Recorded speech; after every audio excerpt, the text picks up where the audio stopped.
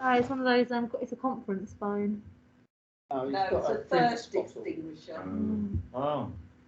Right, we are First recording. extinguished. Very good. Good evening. I'd like to welcome you all to the meeting of the Lower Thames Crossing Task Force for the 13th December 2021. Agenda item 1, apologies for absence. We've got apologies for absence from Councillor Salmons, Councillor Kent, Councillor Carter, Councillor Tuckwood, Laura Blake and Peter Ward. Thank you. Moving on to urgent items of business, agenda item 2. I have not agreed to any items of urgent business this evening. Agenda item 3, declarations of interest. Does anyone wish to declare a declaration of interest? In the room, no. Fine, let's moving on to agenda item 4. This is the Hatch report update. I will allow 45 minutes for this, including questions. Chris Strafford and Colin Black to present. Thank you, Councillor Chair. It'll be the three of us again. So let me give you an update. We did an update for you probably about 6-7 months ago, so we felt it was appropriate to give you another one. Since then, this coming Friday, with Darren, I've got my 19th meeting on the Hatch report with Highways England. We have meetings every fortnight. They're 2 hours long and they're a lot of fun. But the end result, as you've probably seen from the colour coding that I put in the report, we've had some measure of success, I think it's fair to say. But you've got to remember that the Hatch report is set amongst a context of leading to what eventually comes out as a statement of common ground. And the way we get to the statement of common ground is that we have been running with Highways England, and I started it up when I was there, issues logs. Now, those issues logs have gone through several incarnations, and up until about a year ago, there were about 800 issues. However, the National Highways have gone through a process of re-evaluating all the different issues and trying to incorporate all of the comments that the council have been making. For instance, the recent consultation was a 600-page document. We've recently sent them 100+ pages on their draft DCO order. We've sent them 60 pages on their planning statement, and all of that needs to be built into the issues logs and recorded as such. And after they've gone through a pretty thorough piece of work, it must be said, they've come up with 3 groups of issues now. And the first group are duplications, just plain statements, superseded matters. In other words, a lot of stuff that actually is of no consequence anymore. And there are just over 1,100 issues in that. I've been going through them recently with one of our other team members, and we should have that pretty much nailed by the end of the week. And 90-odd% of what they've said is about right, so we're comfortable with that. The next group, group 2, there's 1,500, and these are matters, largely technical matters that we're still discussing with them, under which we might reach some measure of agreement, and we haven't yet gone through those yet. And then group 3, which is the key one, there are somewhere between 400 and 500 issues in group 3, and these are significant issues that either we disagree on, or we've got lots and lots of detailed discussions to have, or there's further work to be done, and those we are planning to go through during the course of January, so that we will end up with what we hope. There'll probably be, if you commute all those down and aggregate them a little bit, you'll end up with 20 or 30 pretty important issues, of which 5 or 10 might be what we've termed in the team killer points, killer issues. So we're trying to talk those through with Highways England, probably towards the end of January. And in the context of the Hatch report, that's quite important, because some of the hatch measures will help dispense with some of those issues. So that's the context. So if I go through the report, is that what you would like, or you've read it and you want to ask questions? How would you like to do it? Because it going one by one will take a while because there's 58. Just before you go on to that, Chris, I'd like to move a motion without notice to suspend Council Procedure Rule 11.1 to allow the meeting to continue beyond the 2.5 hour time limit. The second or Yeah. thank you, Councillor Martoni, second it. Thank you. Chris, I think it will take a while to go through it. I think what we'll do, do you want to give us sort of an overall summary, like the key headlines, and then we'll go into detail after? Yeah, sure. I mean, if you just look at the four colours, if we work backwards on the four colours, first of all, the purple ones, there are 5 measures that Highways England have declined out of the 58, 5, and we understand why, and we aren't necessarily challenging that, because in some instances they are not their responsibility. They would be the responsibility of the Department for Transport or wider government. So those are 5. If you then look at the red measures, there are 17 of those, and these are quite significant measures. They're unresolved, and despite the fact that we've had a number of senior level meetings, those measures remain unresolved. And I honestly wouldn't like to judge how they'll go one way or the other.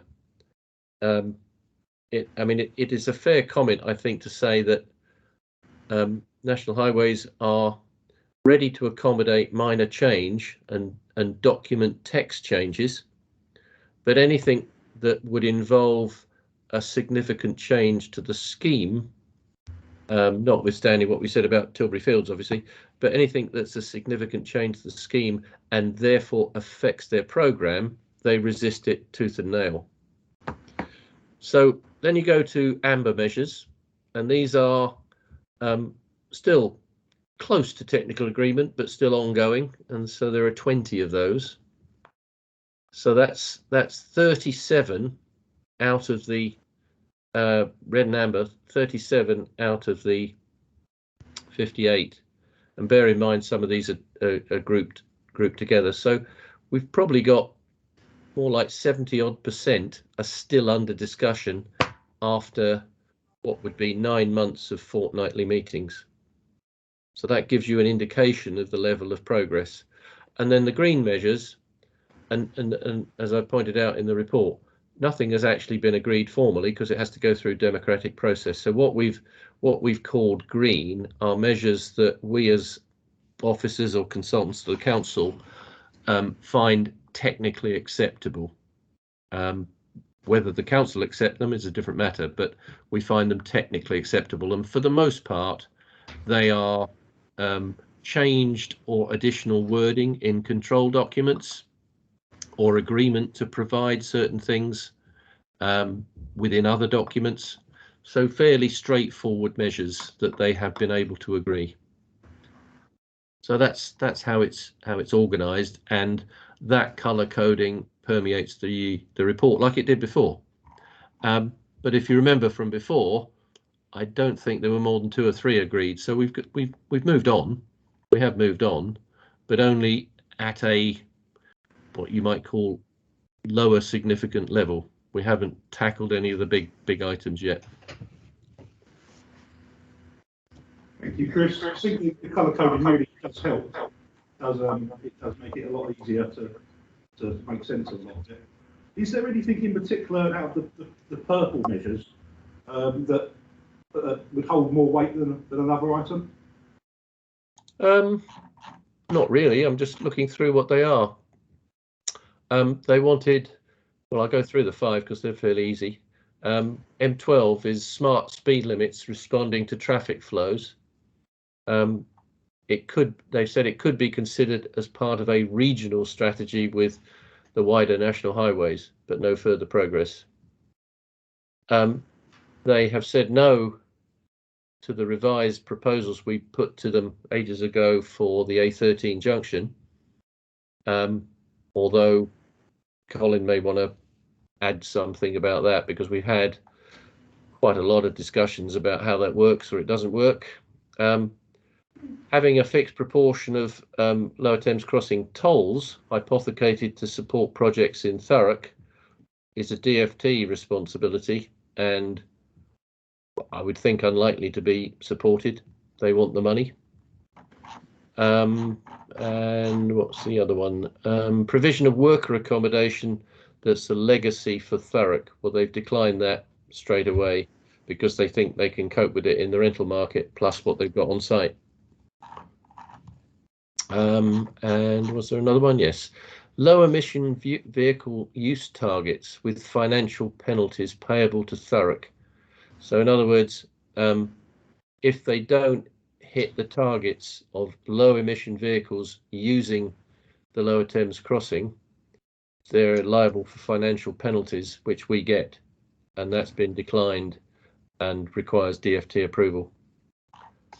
So those it's probably worth saying on a number of those purple ones, we have been in discussion with National Highways about their lack of ability to influence some of these measures, and a lot of these have to get referred back to their client, which is Department for Transport, and they have suggested that it would be helpful for us to make direct representation to DfT on a number of these matters, and that's something we will take up and progress in the new year.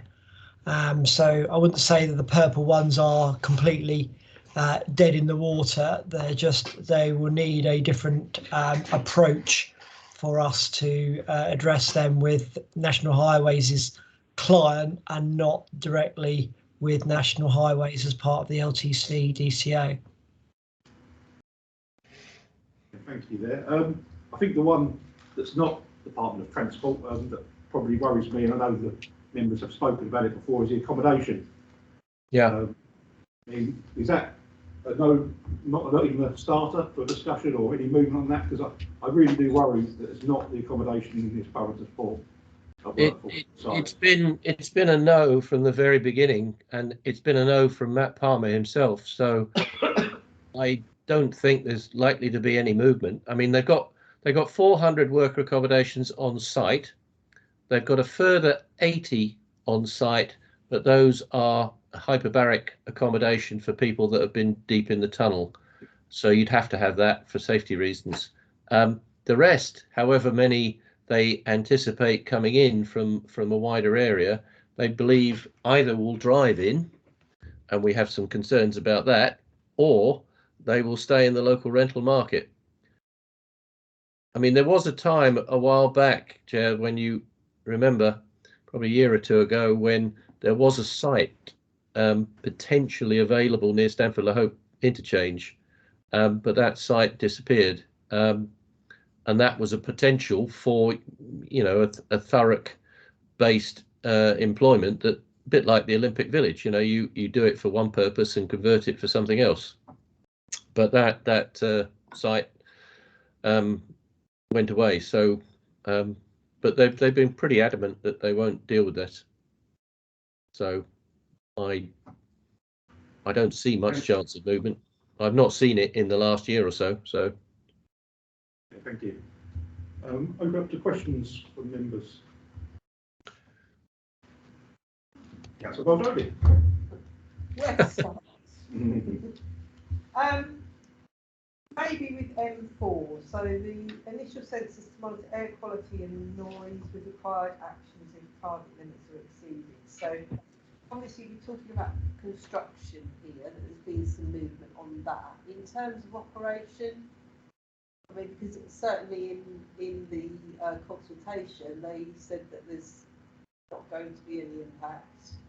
Yeah, that's correct. Investigations needed, and they won't be monitoring. I know, Chris, you said you were going to be pushing for monitoring during operation as well. With these new environment developments, are we getting any traction to Well, not so far, no. I mean, there have been several developments on that. I mean, they are proposing to install monitors that I think we've agreed as officers, well, not me, but others have agreed the locations in order to get a year or two of baseline information in. So that's welcome.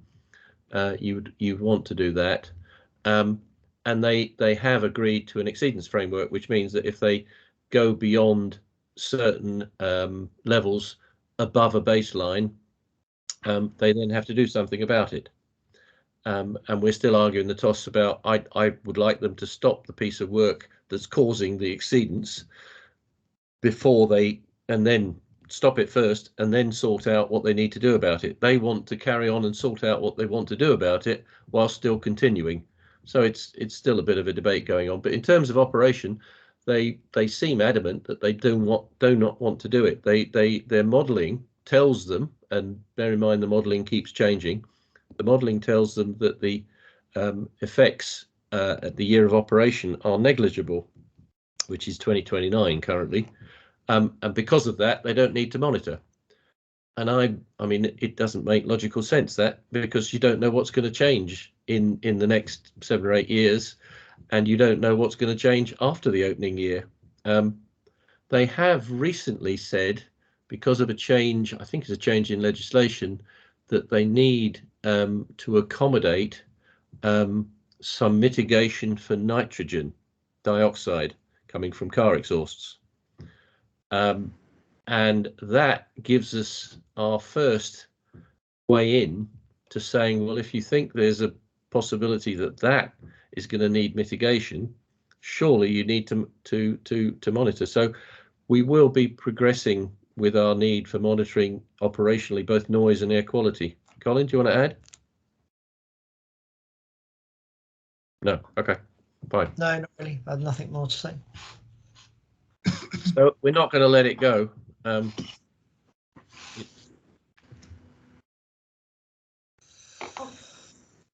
mean, I think we covered the issue about sort of the Environment Act when we spoke to Chris earlier.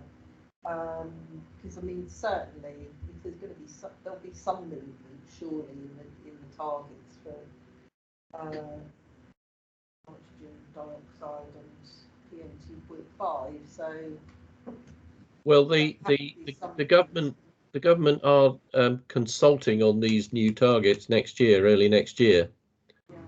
and the result of that might be enshrined into some kind of regulation or legislation around about the time of their submission. So it may work in our favour. It may. Let's hope so.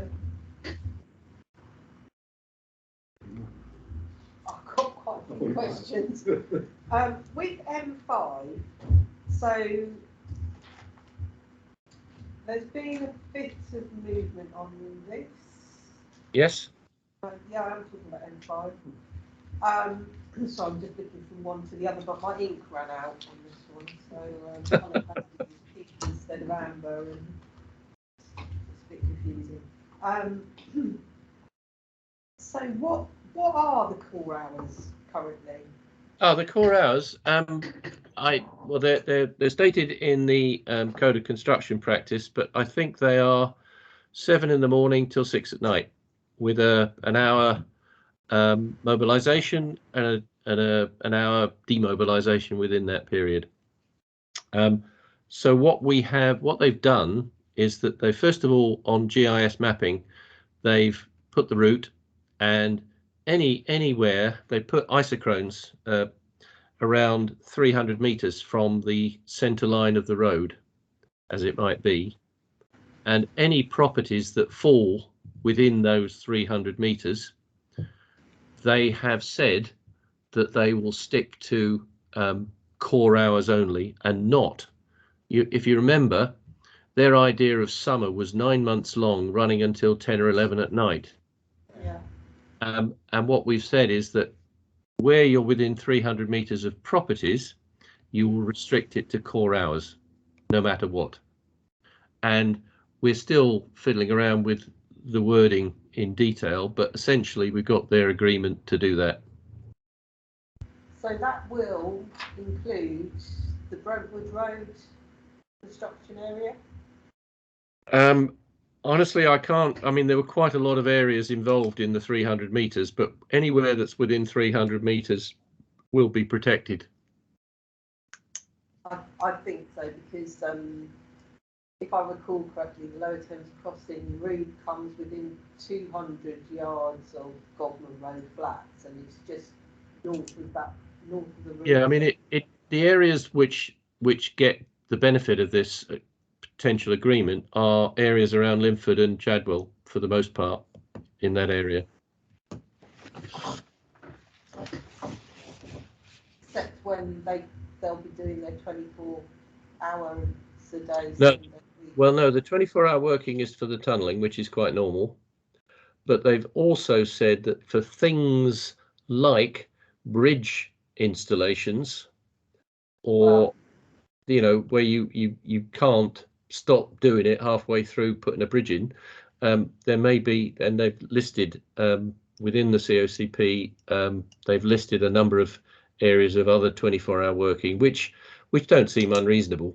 I mean, some of them are for safety reasons. You once you start something, you've got to finish it, like a concrete pour, for instance. You can't stop that halfway through. Can I add something? Yep.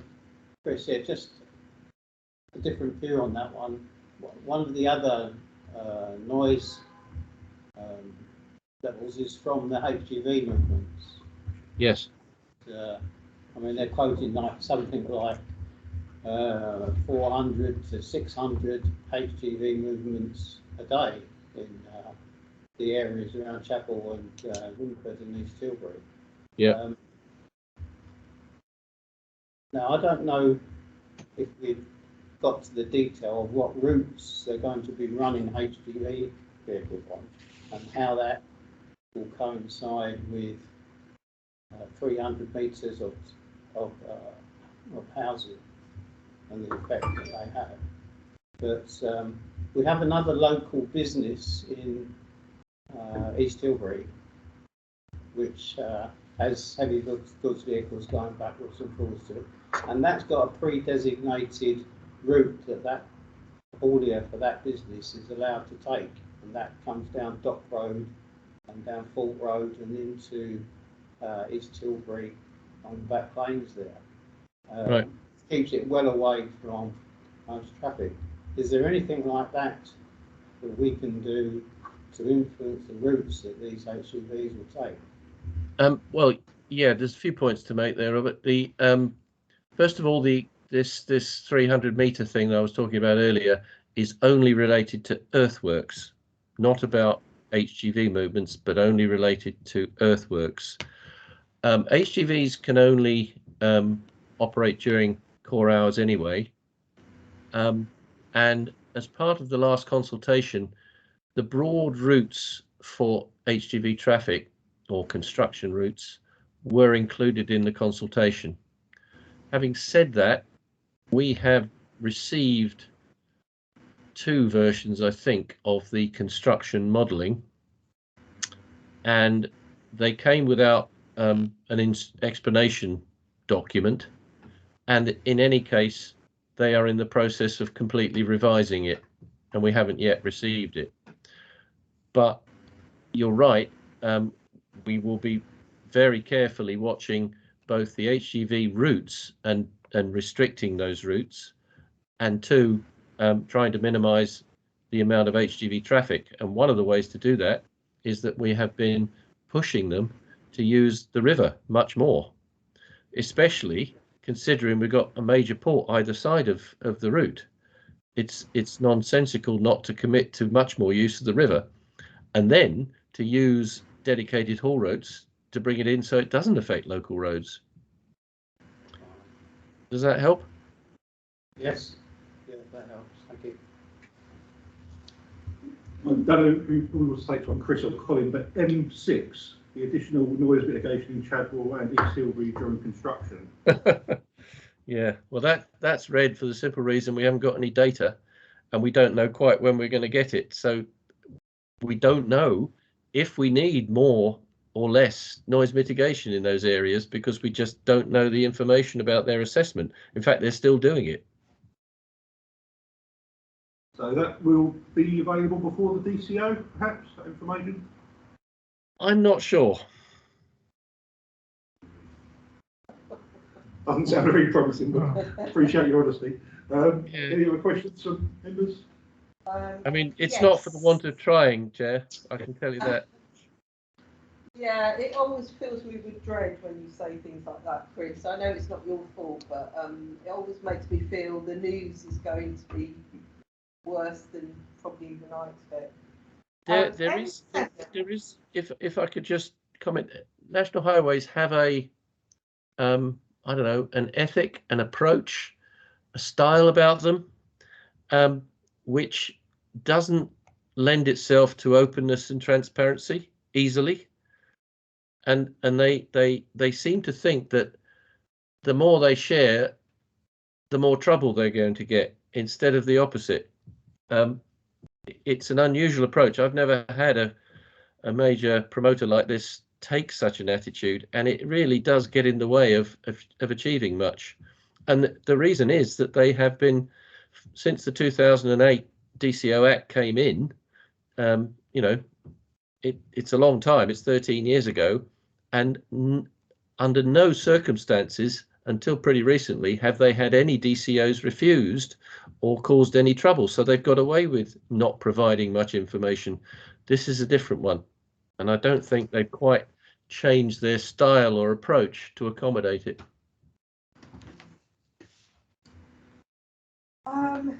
Yeah, thank you, Chris. It is very unhelpful, actually, and we did have high hopes for a while that Matt Palmer was going to change that, but that doesn't seem to have happened. Looking at M7, can you just confirm what carbon neutral means?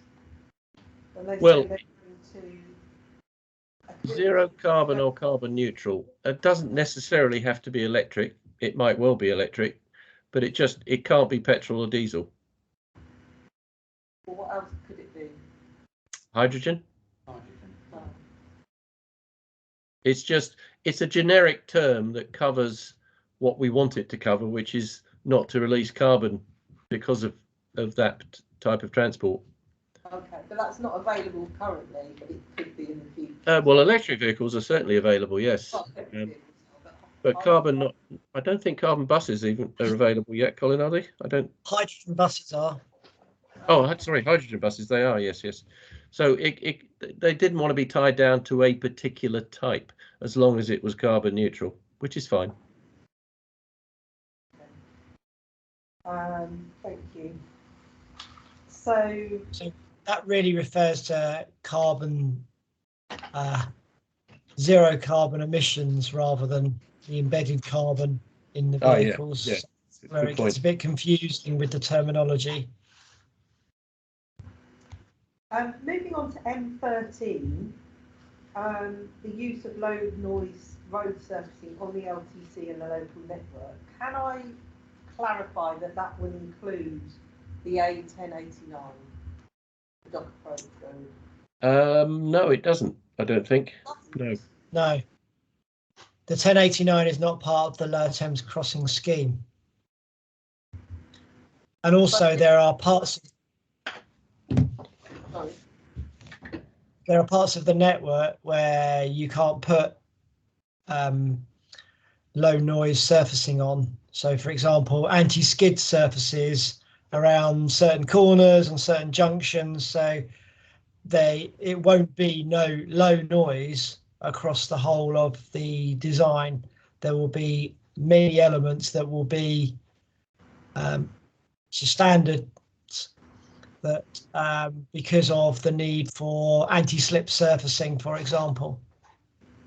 And with that, well, I mean, I can imagine that does apply to the slips onto the 1089, which are very, very tight bends. But okay, well, I've got residents in Farm Road that can be very disappointed with that because they're already disrupted by the noise, and it's going to push, if it goes ahead in its current formation, it's going to push a hell of a lot more traffic onto the 1089. Without that link road, all the traffic for the docks is going to have to go around Chadwell and down the 1089. So, is there any way that we can push for that to be included? Is it completely? I mean, I can imagine bits of it are completely out of the question from the safety point of view, but there is a straight stretch to the 1089. No, we've. Sorry, go on. Sorry. I'm going to say that would need to be dealt with there. Going out to consultation on RIS3 schemes, that's something we can raise as part of that consultation. Our highways team are coordinating those. So the rest of the 1089 is out, apart from the bit where it connects with LTC, is outside the remit of LTC, and it would be dealt with through their RIS3 programme of improvements if they thought it was appropriate. Trouble is they've established such a historic legacy of noise on there that you need to show that it's an issue before they'll be prepared to address it. And if there's not enough people writing and complaining about the issue or lobbying them and being vocal about it, then it's not very high up the agenda. Right, okay. So on all of these issues, the more people who are writing to their local MP and expressing their concerns, the more impact it has in terms of them having to take notice. Okay, It genuinely does make a difference. Okay, I'll advise residents of that. Does that also include the slips on and off of the A13? Well, apart from where Colin said you can't do it on some of the bends because of for safety reasons, it includes all of the LTC and the approach roads. Yes. Right. Okay. Does anyone else have any questions regarding the HAT report? I think that's all the questions from us. Sorry, one last question. Councillor Muldoon. I've got a lot more questions actually, but I don't want to keep us here all night. But I'm quite intrigued about these carbon hubs. Where is that now? It's a bit further on.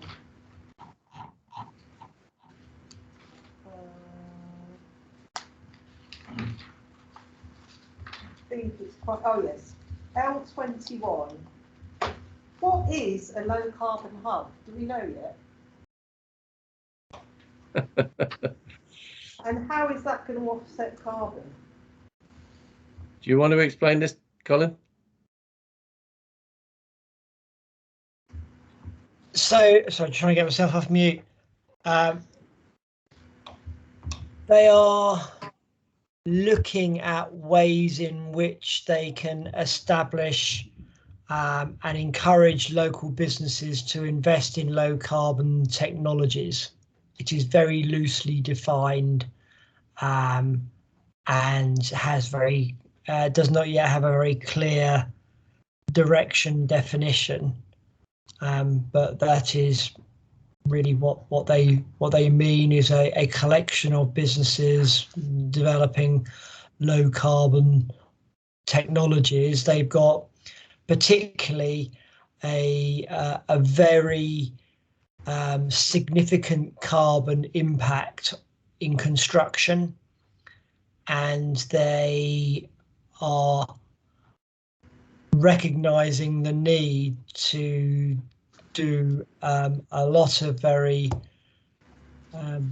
innovative things in order to reduce the carbon impact, but it's more of an intent to try than an intent to deliver and commit to anything at the moment.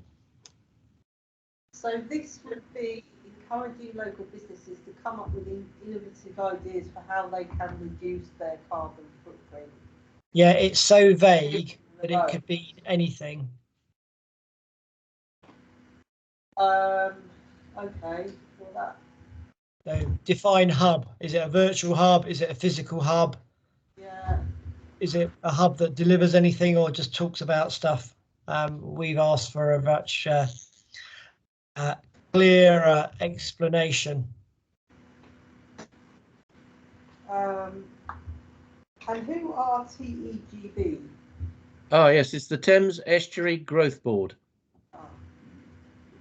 Thurrock are a key member, and I think it's the chief exec that's a member of it, if I remember rightly.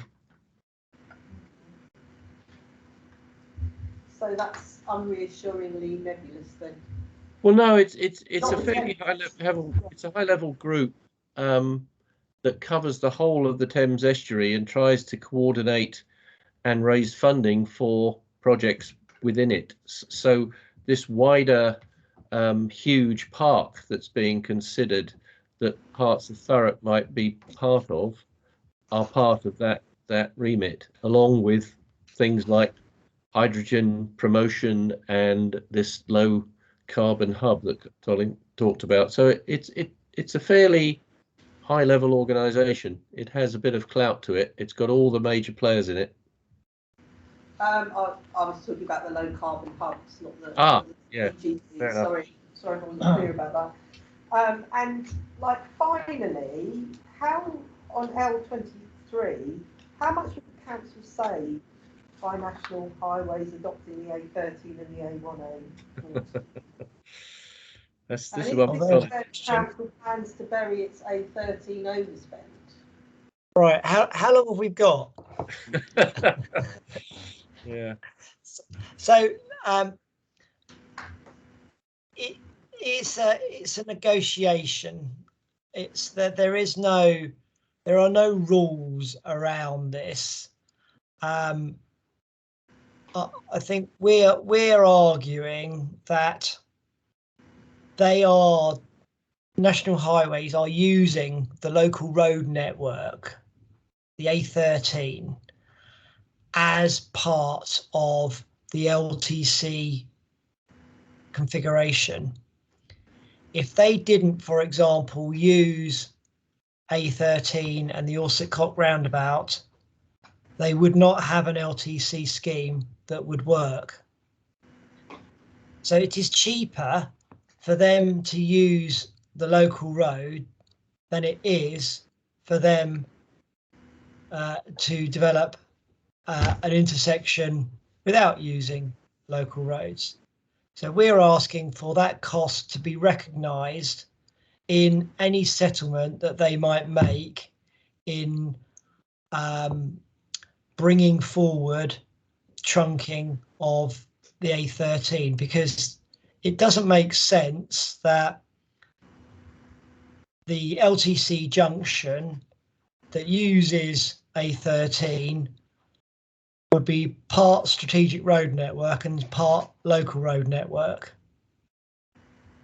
And so we are looking for financial recognition of the benefits that it brings to them. And is there a cost that's been estimated for that? There isn't a cost that's been estimated at this stage, no. But there will be, presumably, at some point. So you say it's a financial recognition. Yeah.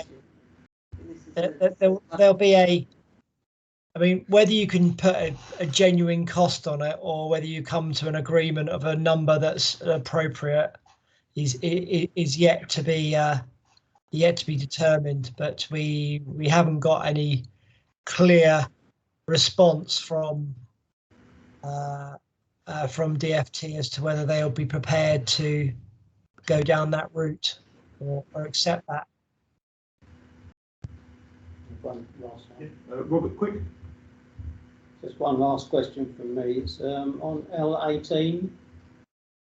Can you give us an update on exactly where we stand on that one?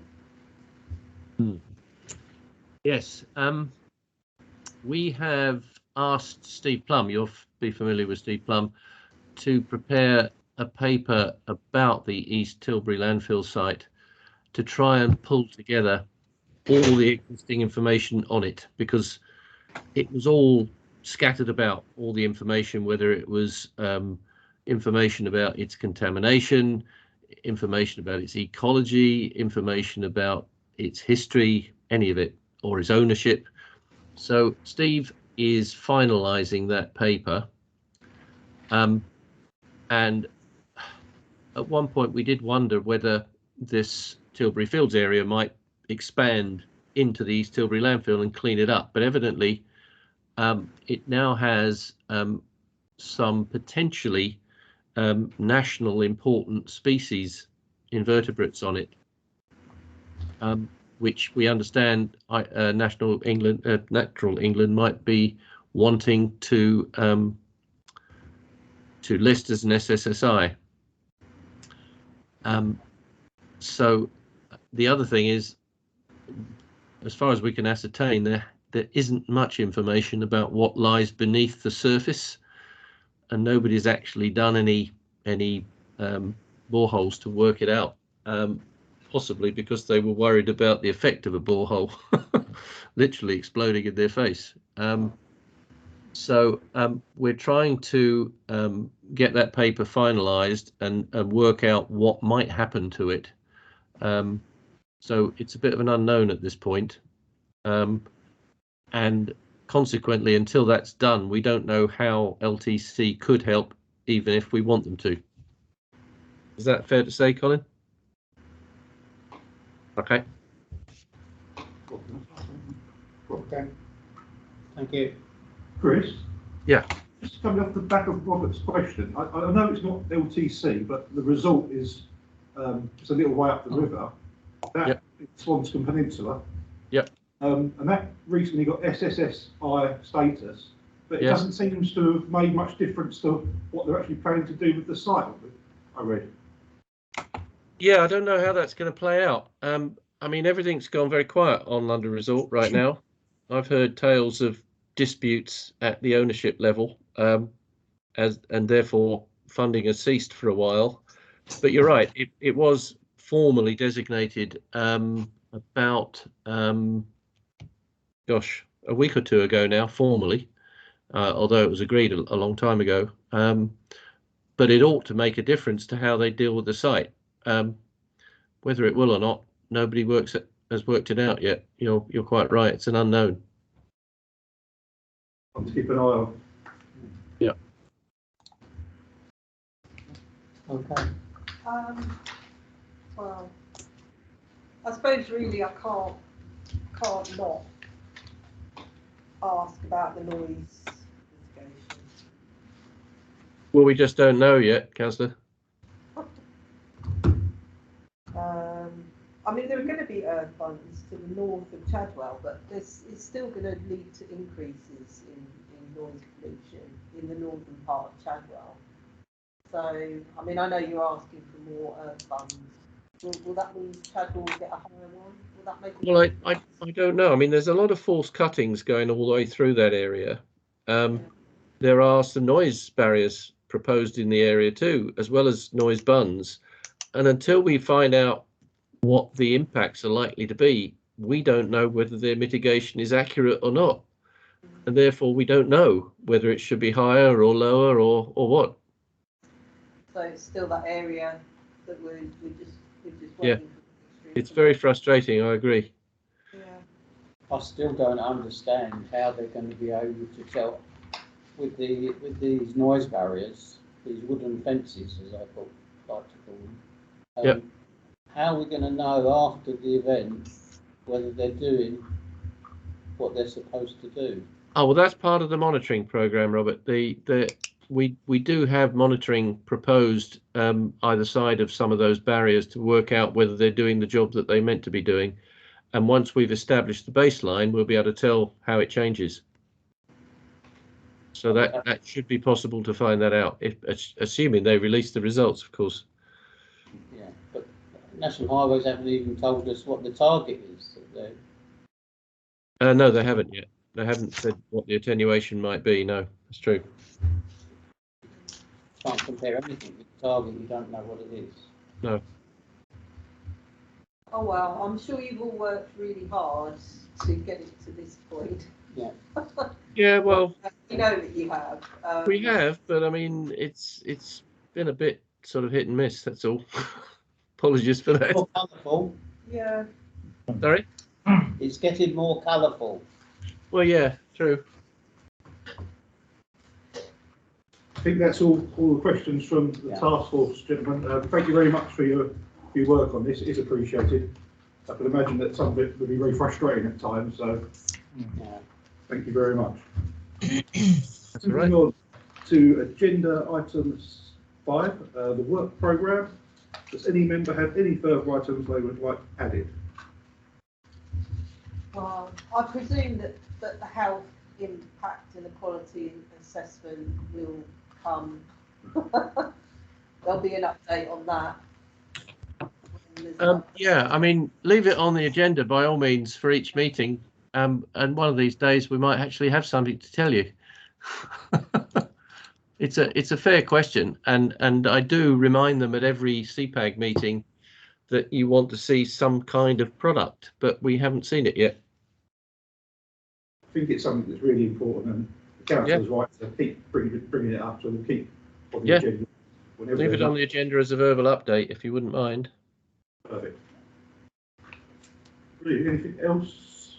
Anyone else? No, I think that's it. Thank you very much. That concludes the business of the meeting this evening. I now declare the meeting closed at 2024. Just want to say, I hope you'll have a safe and Merry Christmas and see you in the new year. Thank you. Right. Thank you. Merry Christmas, everybody. Good evening. Good evening. Bye. Cheers. Thanks, Darren. Thank you.